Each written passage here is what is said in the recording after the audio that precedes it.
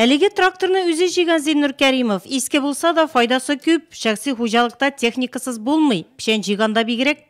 Гаилә башлыгы быел тірлек азыгын әзерләүдә үз тәҗрибәсен санап караган, сенажны үзе ясаган ул.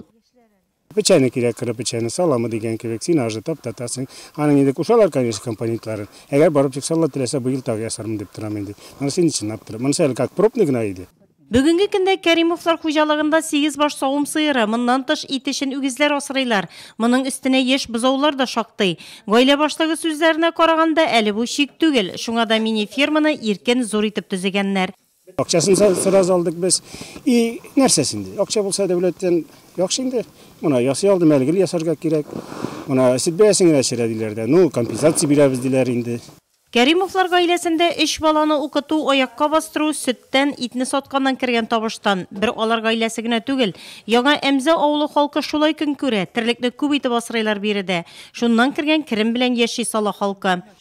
Безнең бу яңа Әмзә авылында барлыгы 138 хуҗалык терлек асрыйлар инде. Шунда барлыгы 356 эремегезле терлек, шуның 215 савым сыерлары.